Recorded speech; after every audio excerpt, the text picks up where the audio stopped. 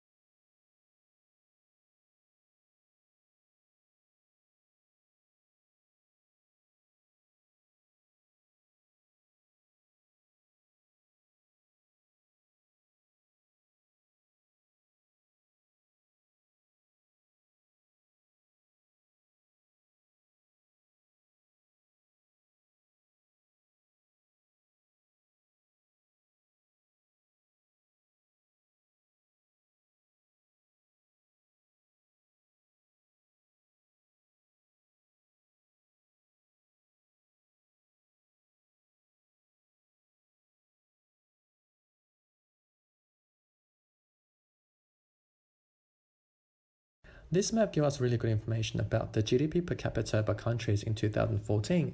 To begin with, we can see that on the left-hand side of the map, where it is the North America, had the highest GDP with the number being more than $35,000. According to the graph, as we move toward right, Africa presented the lowest GDP amount, with the number being less than $2,000 in most of the African countries. Last but not the least, as we move toward right again, in Russia and China, the GDP was in the middle level, with a number of being like around $20,000. In conclusion, this is a very useful graph, and it helps us to get some information about the GDP distribution worldwide.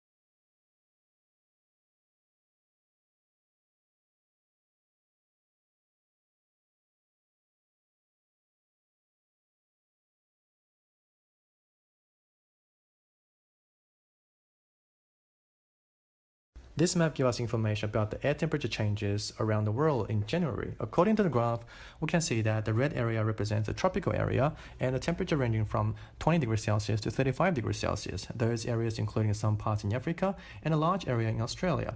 And the yellow area represents the temperate zone, and those areas temperature ranging from minus 20 degrees Celsius to 20 degrees Celsius. And those areas including some parts in North America and some parts in China, in Asia, for example, China.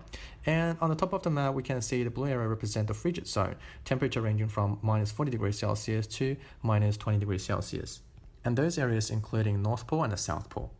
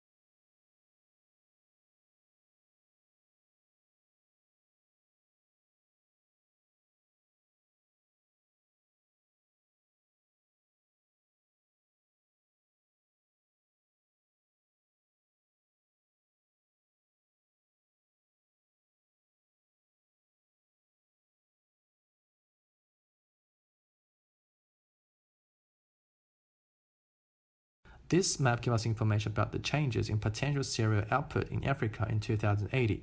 To begin with, we can see that on the upper part of the map, where cereal output is in some coastal countries, is projected to decrease by 50% or more.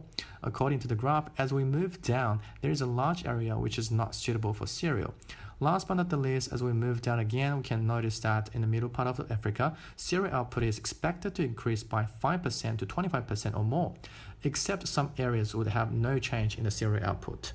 In conclusion, this is a very useful graph, and it helps us to get some information about the future cereal output in Africa. If you don't want to miss these useful videos, please subscribe the channel and click on notification icon. You'll get notified once a new video is uploaded. Please share with your friends and family if you think it's useful to them. And if you want us to make more videos on specific topic, leave comments. And finally, thanks for watching.